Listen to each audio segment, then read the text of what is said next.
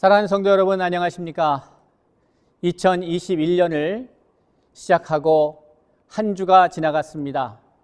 하나님께서 새로운 해를 맞이하게 하여 주시고 우리에게 그 인생을 살게 하신 이 아름다운 기회를 성공적인 한 해로 아름답게 열매 맺기를 기대하면서 함께 매주 토요일 이 새벽에 말씀을 나눌 수 있는 것이 저에게도 큰 축복이고 함께하고 있는 성도님들에게도 하늘의 크신 은혜를 경험하는 복된 시간이 될 수 있기를 바랍니다.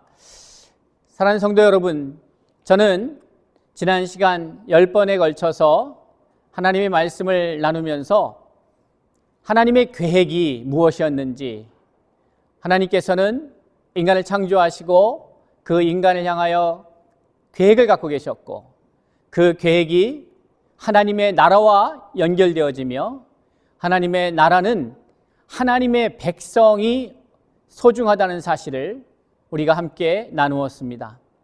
하나님의 백성은 다른 사람이 아니고 의와 인과 신을 구비한 사람, 정의를 행하고 긍휼히 여길 줄 알고 하나님과 동행하는 믿음의 사람, 예수님께서 마태복음 23장 23절에서 말씀하신 의와 인과 신을 갖춘 그러한 사람, 바울이 말한 것처럼 하나님의 온전한 사람, 이러한 하나님의 사람들, 하나님의 백성, 그들로 구성된 하나님의 나라, 그들이 이루어가는 하나님의 나라가 하나님의 계획이었다는 사실을 말씀드렸고, 이제 마태복음으로 와서 하나님께서 마태를 통하여 우리에게 들려주시는 복음의 메시지는 바로 저와 여러분이 하나님의 자녀가 된다는 사실, 그리고 그 자녀됨의 길을 열으신 분이 예수 그리스도였음을 말씀하고 있습니다.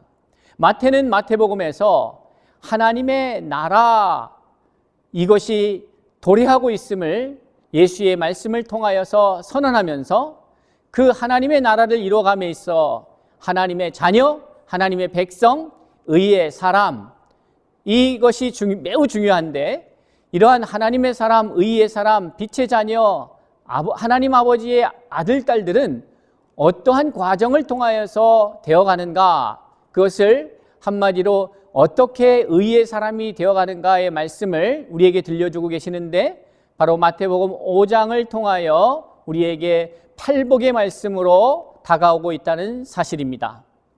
팔복의 말씀이 어떠한 단계를 거쳐서 결국 의로운 하나님의 온전한 사람이 되어 가는가의 말씀이라고 제가 설명을 드렸습니다. 의를 위하여 박해를 받는 자가 복이 있다, 그들이 천국을 소유할 것입니다 라고 하는 마태복음 5장 10절의 말씀은 심령이 가난한 자는 복이 있나니 천국이 그들의 것입니다 라고 하는 말씀으로 시작된 말씀의 마침표였습니다. 결국 하나님의 나라는 심령이 가난한 것으로부터 시작돼서 결국에는 의로운 하나님의 사람으로서 살아가면서 박해를 받는 자로 종결된다, 이렇게 말씀드릴 수가 있는 것이죠. 바로 이 땅에 사는 동안에 의로운 사람은 그렇게 의를 위하여 박해를 받는 것으로 마침표를 찍게 되는 것입니다. 그러나 놀라지 말아야 될 것은 우리가 세상에서는 핍박을 당하지만 결국 그 승리는 예수 그리스도께서 보여주신 바와 같이 우리의 목심을, 믿음의 사람들의 목심을, 의로운 자들의 목심을 기억해야 합니다. 그 이유는 바로 예수 그리스도께서 다시 오셔서 의의 왕으로 우리를 하나님의 나라의 상속자로 삼으실 것이기 때문에 그렇습니다. 사랑하는 성도 여러분, 그렇다면 우리는 어떠한 자로 이 땅에 살아가야 하는가? 이것이 매우 중요하겠죠.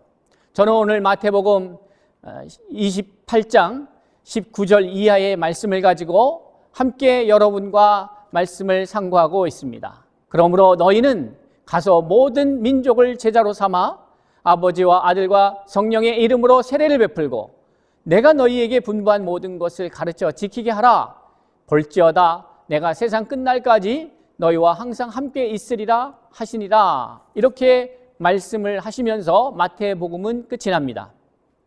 사랑하는 성도 여러분, 이 말씀은 우리가 흔히들 The Great Commission,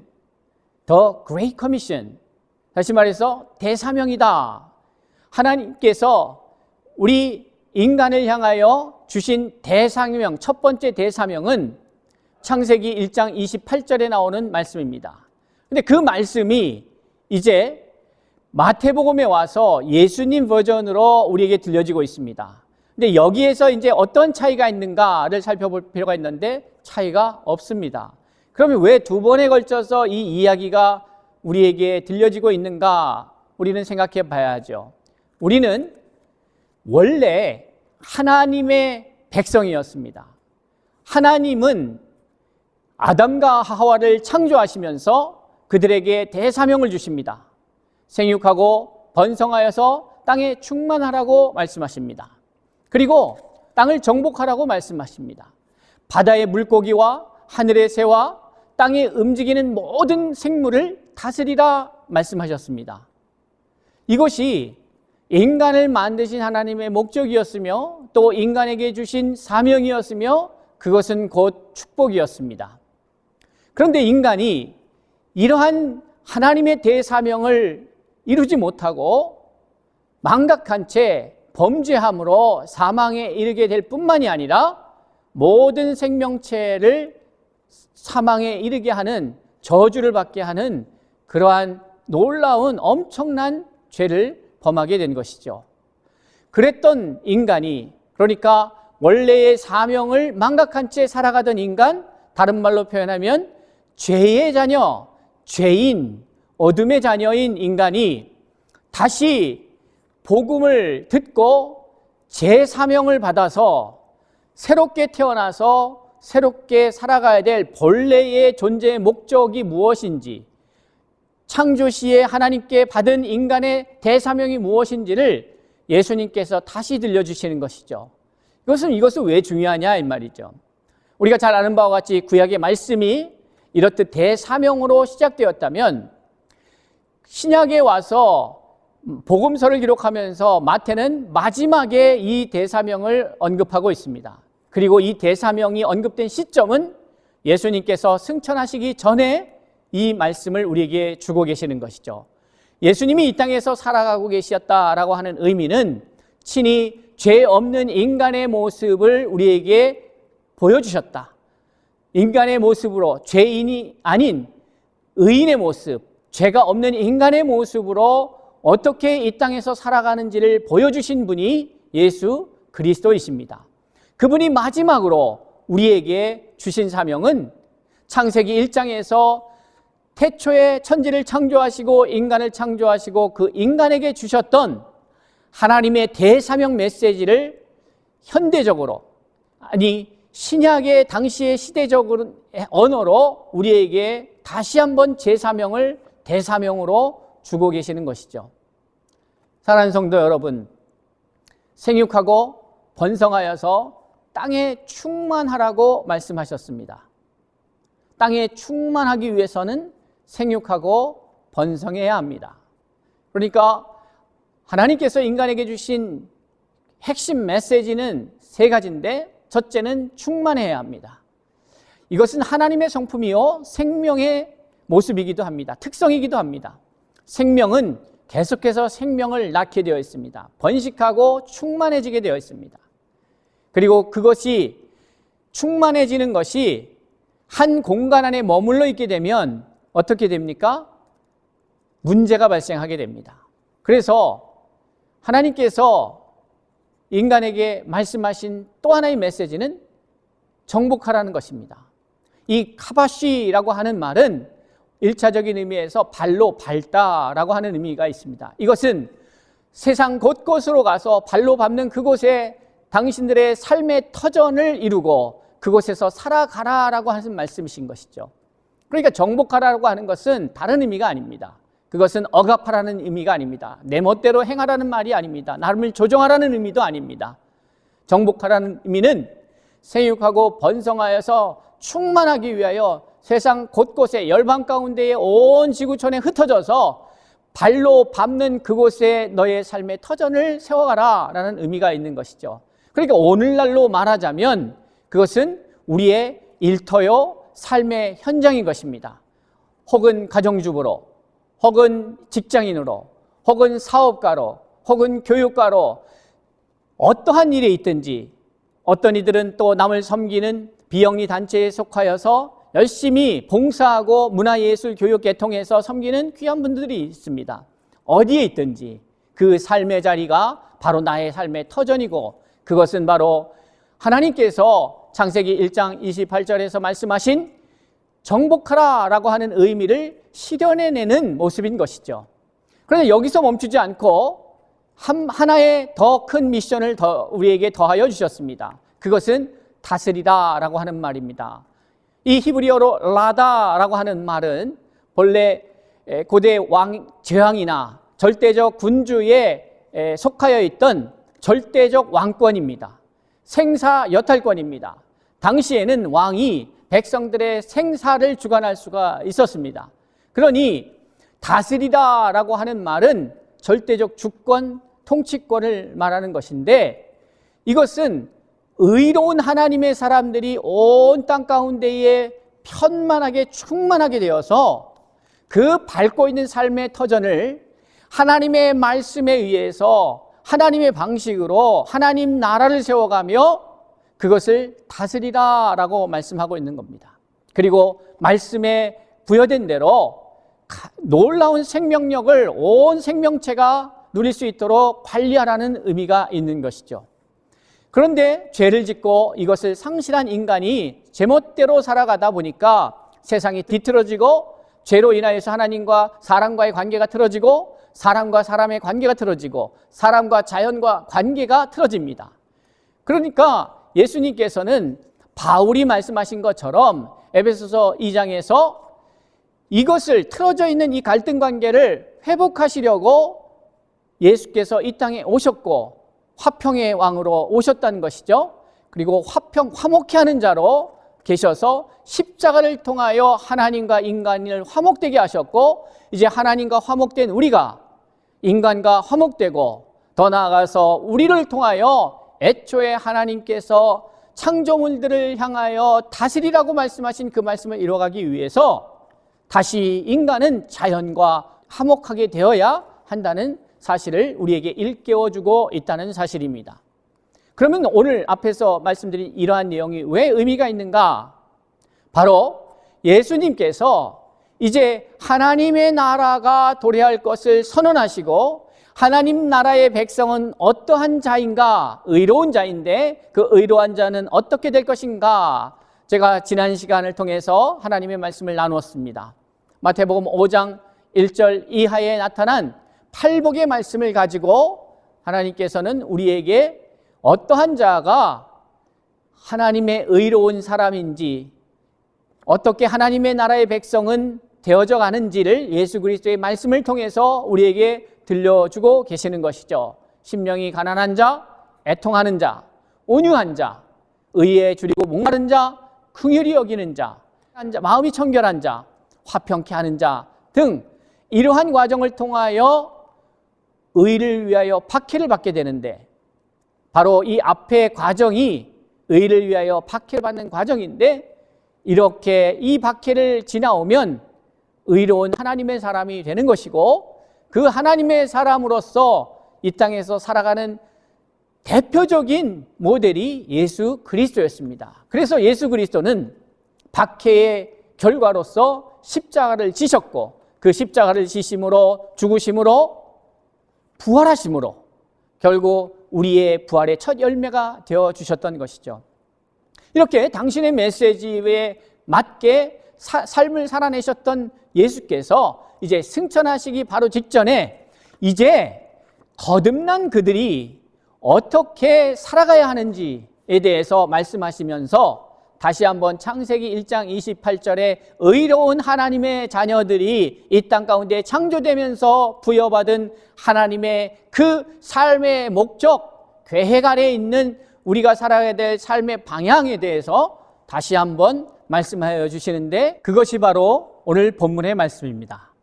그러므로 너희는 가서 이렇게 시작하는 본문의 말씀은 그러므로 너희는 가서 가라는 것입니다.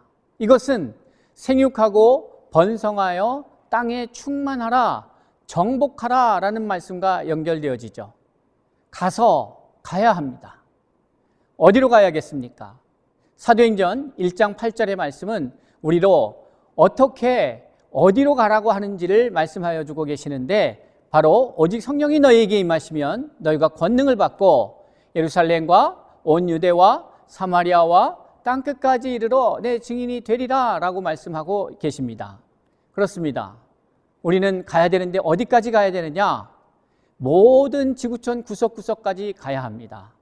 가서 모든 민족을 제자로 삼아 아버지와 아들과 성령의 이름으로 세례를 베풀고 라고 하는 말씀은, 다시 말씀하면 하나님의 자녀로 그들을 복음 안에서 새롭게 하라는 것이죠. 말씀을 전해서, 복음을 전해서 그들로 하여금 하나님의 자녀가 되게 하라는 것입니다.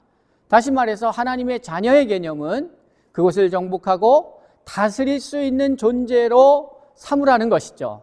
그런데 어떻게 해서 그게 가능하냐 보니까 제자를 삼아 아버지와 아들과 성령의 이름으로 세례를 주고 라고 말씀하고 있습니다. 이 세례를 준다는 게 뭡니까? 세례라고 하는 것은 나는 죽고, 내 안에 죄인의 모습인 나는 죽고, 내 자아는 죽고, 내 안에 그리스도와 함께 더불어 새로운 자아로 태어나는 겁니다.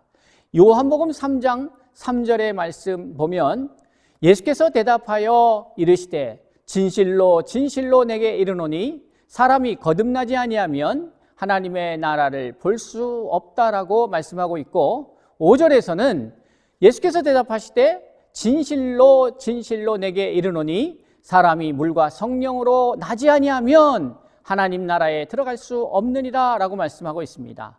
3절에서는 거듭나지 아니하면 이라고 말하고 있고, 5절에서는 물과 성령으로 나지 아니하면 이라고 말씀하고 있습니다. 같은 의미죠. 거듭난다는 것, 어떤 방식으로 거듭납니까? 물과 성령으로 거듭나야 합니다. 우리의 육체도 거듭나야 되고 우리의 영도 거듭나야 하는 것이죠. 그러니까 이 거듭나야 한다라고 하는 것, 그것이 바로 세례를 의미하는 것인데, 물 세례와 성령 세례를 말하는 것이죠. 이 세례를 통하여 우리가 하나님의 자녀가 되는 것입니다. 왜 이게 중요하냐? 나는, 애초에 인간은 하나님으로부터 대사명을 받아서 생육하고 번성하고 충만하여져서 온 땅 가운데에 편만하여져서 그곳에 삶의 터전을 이루고 자기가 살아가는 그곳을 다스리는 하나님의 생명력이 넘치는 곳으로 그 땅을 새롭게 하고 날마다 생명력 넘치는 공간으로 만들어갈 책임이 있는 것이죠. 다스려야 했습니다.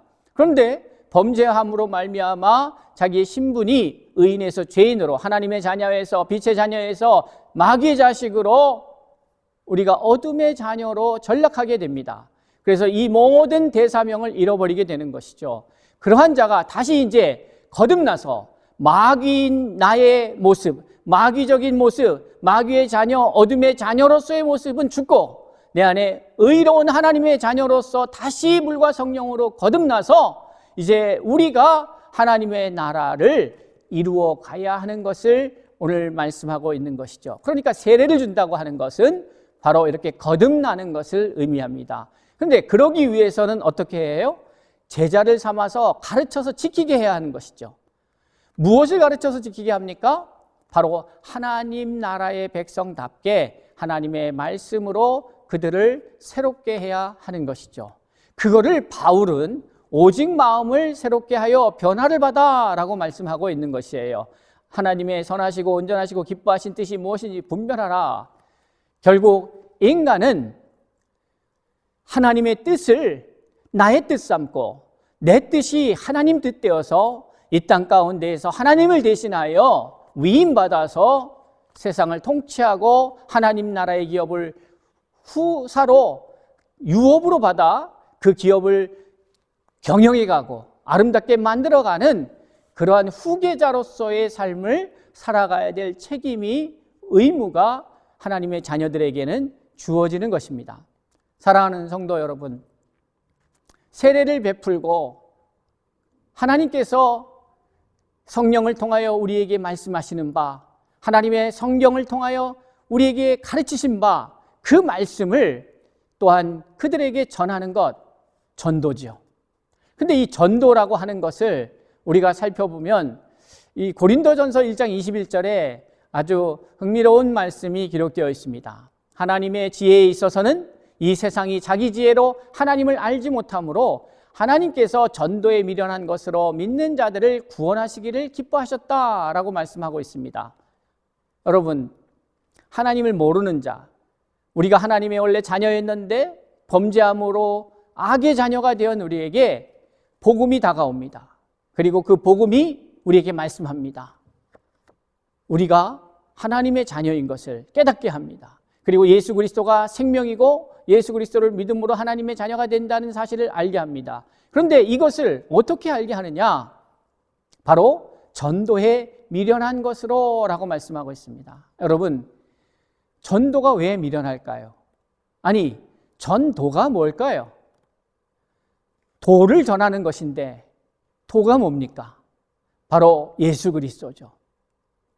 요한복음 14장 6절에서 내가 길이요 진리요 생명이라 라고 말하고 있습니다. 도, I'm the way. 내가 그 길이고 도다. 내가 생명이다. 예수 그리스도를 전하는 게 도입니다. 근데 이걸 왜 미련하다고 했을까요? 그것은 예수 그리스도를 도를 전한다고 하는 것은 다른 게 아니죠. 예수 그리스도의 도를 받아서 구원함을 받아서 거듭나서 세례를 받고 하나님의 자녀로 거듭난 사람들이 살아가는 그 삶이 바로 그 삶을 통하여 그리스도의 도가 이 땅 가운데 드러나기에 우리를 향하여서 사도행전 1장 8절에서는 너희가 그리스도의 증인이 될 것이다 라고 말씀한 것처럼 우리의 삶을 통하여 우리 삶 속에서 그리스도가 드러나기 시작할 때에 비로소 그 복음이 전달되는 것입니다. 그러니까 이것은 그저 외치는 소리가 아닙니다. 그냥 캠페인, 구호가 아닙니다. 어떠한 주장하는 주장이나 이론이 아닙니다. 도는 그리스도신데 그리스도는 성경에 기록된 문자로서 남아있는 존재가 아니라 지금도 살아서 우리의 심령 가운데에 우리와 동행하시면서 우리와 함께 하시면서 우리의 삶의 현장에서 당신이 드러나시고 그 드러나신 예수 그리스도를 통하여 복음은 증거되기 시작하는 것입니다. 그렇기 때문에 우리가 가야 합니다. 가서 만나야 합니다. 만나서 의인이 어떻게 살아가는지를 저와 여러분의 삶을 통하여 그들에게 전해야 합니다. 증거해야 합니다. 보여줘야 합니다. 그 말씀이 마태복음 28장 20절의 말씀이죠. 그러한 삶을 살아갈 때에 볼지어다 내가 세상 끝날까지 너희와 항상 함께 있으리라 말씀하여 주시는 것이죠. 사랑하는 성도 여러분, 우리에게 주어진 이 인생을 하나님의 말씀을 받아서 이제 창세기 1장 28절에서 주신 의인을 향한 대사명, 다시 예수를 믿고 구원을 받아 하나님의 자녀가 된 우리에게 주시는 다시 주시는 대사명, 마태복음 28장 19절로 20절의 말씀.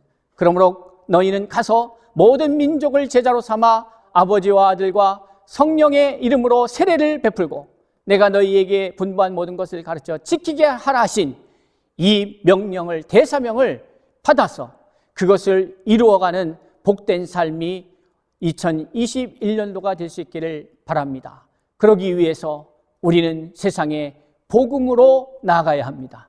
우리가 복음을 받은 자답게 우리가 또한 복음이 되어서 세상에 나가 코로나 전국으로 아파하고 슬퍼하고 힘들어하고 있는 영혼들 가운데에 복음이 되어서 그들을 만나고 그들을 대하고 그들에게 생명을 나눌 수 있는 승리하는 한 해가 될 수 있기를 주의 이름으로 축복합니다.